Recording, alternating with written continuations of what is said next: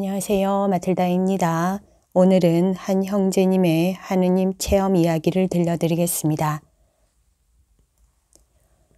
초등학교 3학년 때 처음 집을 사서 이사를 했는데 동네 어떤 분이 선물로 예수님 초상화를 주셨습니다. 지금 지식으로 생각해 보니 제자들에게 깨어 있으라고 하시고 기도 마치시고 로마 병사에게 잡혀가시기 전의 초상화가 아닌가 싶네요. 그걸 현관 안쪽에 걸어두었습니다.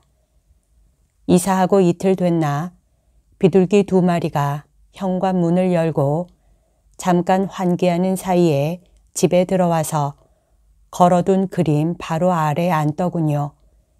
당시에 제가 살던 곳은 현관문을 열면 밭이 보이는 동네였습니다. 당시엔 비둘기가 지금처럼 흔하던 때도 아니었고 특이하기도 해서 아버지가 잠깐 잡아놓고 쌀 주고 배불려서 바로 날려 보내줬었네요. 그때는 웬 새가 날라왔나 싶었지만 지금은 비둘기의 의미를 알기 때문에 좀 특이한 일이었다는 생각이 듭니다. 그렇지만 집에 신자가 없는 상태라 당장 보이는 어떤 변화는 없었습니다. 그러다 시간이 흘러 다른 사람들처럼 학교 다니고 군대 가고 제대하고 졸업하고 취직하고 남들처럼 일상을 살아가는 와중에 소개로 개신교, 감리교 교회를 가게 됐습니다. 궁금한 건 목사님에게 물어보기도 하며 잘 다니던 어느 날 특별한 날이었는지 빵과 포도주를 목사님이 나누어 주셨는데 그때 목사님 얼굴이 빛이 나 보이더군요. 목사님의 얼굴은 까만 편이신데 그때는 정말 피부까지 환해 보였습니다. 이건 뭘까 하고 갸우뚱하다 내가 착각했나 보다 하고 넘어갔는데 나중에도 그 모습이 계속 생각이 나더군요. 좀 찾아보니 천주교에서는 그런 형태로 영성체를 늘 한다고 해서 관심이 생겼습니다. 마침 근처에 가톨릭 서점이 있어서 수녀님과 대화를 좀 했는데 한번 가보라고 잘할 거라는 수녀님의 격려 말씀을 듣고 가까운 성당을 찾아갔습니다. 시기도 알맞게 2주 후 예비자 교리를 한다고 해서 예비 신자로 등록하고 성당을 나가게 됐습니다. 그렇게 성당에 첫 발을 내딛게 됐는데 처음 방문이어서 여기저기 살펴보고 성당에도 앉아 있어 봤는데 정말 마음이 편안했습니다. 그때 당시 그 성당은 항상 개방형이라 참 좋더군요. 아침 5시에 수녀님이 문을 열 때부터 저녁 10시경 문 닫을 때까지 사실상 가고 싶은 때 언제든지 갈 수 있었습니다. 요즘은 코로나와 이런저런 일로 수녀님도 없고 일반 성당들과 개방 시간이 비슷합니다. 그 후 예비자 교리를 들으면서 개신교 신자였다 보니 몇 가지 성모 마리아와 묵주기도 같은 것처럼 선뜻 이해는 안 가는 부분이 좀 있었지만 이해하려고 노력했고 몇 년 후에는 마음으로 받아들여지더군요. 그리고 머리가 좋은 편은 아니지만 기도문을 받고 기도문이 참 많다는 생각은 했지만 틈틈이 시간 나면 계속 봐서 금방 다 외웠습니다. 저는 그땐 당연히 다 외우는 게 기본이라 생각했는데 다 외우는 게 중요한 것은 아니고 사람 따라 가능한 만큼 하는 거라고 나중에 알게 됐습니다.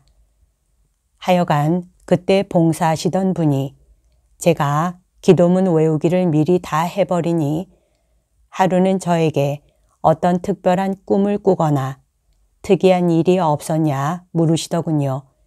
저는 별일 없다고 말씀드렸지요. 그리고 시간이 지나서 세례받기 한 달 전쯤 주말이었는데 평소 점심 먹고 낮잠 같은 걸 자는 편이 아닌데도 졸았다고 해야 하나 잠들었다고 해야 하나 애매하네요. 갑자기 눈앞에 빛이 느껴져서 쳐다보는데 설명을 뭐라 해야 될까요? SF 영화 중에 프레데터란 영화가 있는데 은신으로 숨었을 때 투명한 신체 윤곽선이 보이는데요. 그런 투명한 느낌이 드는 환한 빛이 흐르는 맑은 물처럼 쏟아져서 제 몸을 관통하더군요. 그 영화를 모르시는 분들에겐 맑은 시냇물같이 흐르는 투명하면서 빛이 나는 빛이라고 밖에 설명이 안 되네요. 어차피 세상에서 본 적 없는 형태라 정확한 묘사가 안 됩니다. 잠은 이때쯤 깼다고 생각했는데 사실 어디부터가 현실인지 조금 모호합니다. 애초에 잠을 안 잔 것 같기도 하고요. 그렇게 느낄 수밖에 없는 게 모든 것이 바로 눈앞에서 생생하게 펼쳐졌으니까요. 빛 중앙엔 사람이 두 팔을 벌린 듯한 형상이 있었고 그 중앙의 형체로부터 빛이 방사 형태로 쏟아졌습니다. 빛은 세상 것이 아닌 깨끗하고 동시에 밝은 빛이었지만 눈이 부시지도 않았습니다. 그래서 그 빛이 나오는 형상을 자세히 보려 했는데 얼굴은 안 보이고 아무 말도 들을 수 없었지만 의심의 여지 없이 예수님이란 생각이 들더군요. 그 형상이 성당 제대의 예수님 형상과 같았거든요. 빛은 10초 정도 지속되다가 사라졌습니다. 온몸의 세포 하나하나까지 그 빛이 통과했다는 느낌이 남아 있었고 몸이 정화됐다고 느꼈습니다. 그리고 동시에 팔에 털이 전부 곤두섰는데 무섭거나 하는 감정이 아니라 차분하게 내면의 안정감이 들면서 동시에 눈물도 의식하지도 않았는데 이미 흐르고 있더군요. 두 손바닥을 쳐다보며 이건 대체 어떤 감정인가 싶을 정도로 몸과 마음에 여러 느낌을 동시에 주었습니다. 지금 쓰면서 정리를 하니 그 당시 제 몸의 변화는 환희라는 개념과 유사할 것 같습니다. 그 감정에 휩싸여 한동안 그대로 앉아 있었고 그 여파로 오후까지 아무 말도 안 하고 집 안에 있었네요. 그 후 전에 물어보셨던 봉사자는 또 묻진 않으셔서 이 일을 말씀드리진 않았고 그 후로도 남에게 이런 일이 있었다고 상세히 이야기한 적은 없네요. 종종 대화한 수녀님한테는 말씀을 드릴까 했는데 말하려는 순간 뭔가 모르게 두 번이나 누가 끼어들어 뭔가 아닌 것 같아 누군가에게 알리려는 걸 포기하니 오히려 마음이 편해지더군요. 이 경험에 단점이 하나 있었는데 너무 느낌이 강렬해서 그런지 얼마 후 받은 성당 세례는 별 느낌이 안 들더군요. 뭔가 교적에 올리는 형식적인 느낌이었습니다. 다행히 나중에 받은 견지는 편안하고 안정적인 마음으로 받았습니다. 성령은 불꽃 형태라고 하던데 그럼 내가 받은 물 형상에 가까운 빛은 뭔가 싶기도 했지만 워낙 강렬한 이미지라 성령이 아니면 뭐라고 설명해야 할지도 모르겠더군요. 성령은 불꽃 형상만 있는 건 아닐 거라 생각합니다.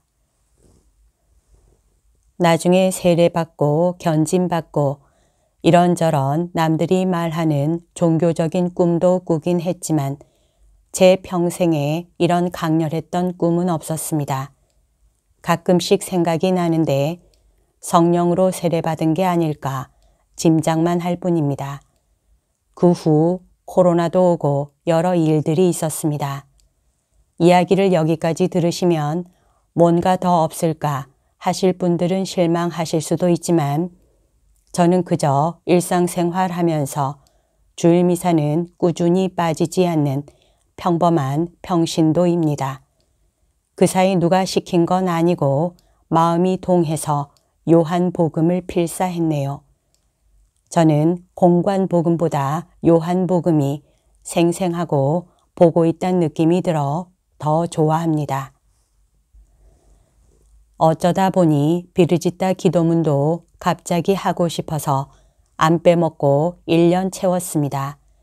나중에 큰 사고를 당한 적이 있는데 별로 다치지도 않고 후유증 없이 잘 회복하고 넘어갔네요. 아마 기도 덕분이 아닐까 싶습니다. 어찌됐든 저보다 더 열심히 신앙생활 하시고 안 보이게 선행하시는 분들이 많다 보니 신앙생활하면서 나설 일도 없었고 소심한 편이라 남들 앞에서 대놓고 이런 경험했어요, 이거 했어요 하는 건 지금이 처음이네요. 앞으로도 없을 듯 합니다. 때때로 나는 누가 소개해 준 거 없이 찾아가 천주교 교인이 됐다고 생각하곤 했는데 철없는 생각이었고 되돌아보니 초등학교 때부터 이미 절 부르신 게 아닌가 싶습니다. 이런저런 이야기를 했지만 특이한 경험을 하든 그렇지 않든 신앙생활의 틀 안에서 큰 차이는 없다고 생각합니다. 마태복음 12장 50절 하늘에 계신 내 아버지의 뜻을 실행하는 사람이 내 형제요, 누이요, 어머니다.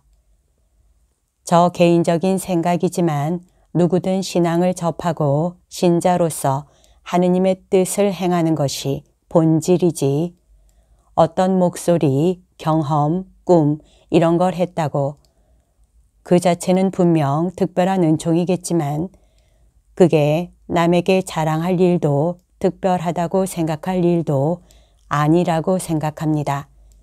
그러면 오히려 그 틈으로 교만이 비집고 들어와 신앙생활에 방해가 될 것 같습니다. 혹시라도 나는 올바르고 노력하는데 왜 아무것도 느껴지는 게 없지? 라는 생각이 드시더라도 남이 알아주는 건 잊어버리시고 선행에 대한 보답을 바라지 않고 신실한 신자로서 기도하고 부끄럽지 않게 사신다면 사적인 특별한 경험 후에 삶의 변화가 없는 것보다 더 가치 있고 내세의 보답을 받는다고 생각합니다. 모두들 각자의 삶에서 신앙의 결실을 잘 이루셨으면 합니다. 여기까지가 오늘 들려드릴 내용입니다. 이 내용을 들으신 분들 중에 혹시 살아계신 하느님을 체험하신 분이 있으시다면 기도해 보시고 체험담을 이메일로 보내주시면 좋겠습니다. 하느님의 영광을 위하여, 죄인들의 회개를 위하여, 다른 영혼들의 선익을 위하여 용기 내주시기를 부탁드립니다. 이 글을 보내주신 형제님께는 하느님께서 100배로 갚아주시길 빕니다. 오늘도 하느님의 뜻 안에서 서로 사랑하는 하루 보냅시다. 사랑합니다. 축복합니다.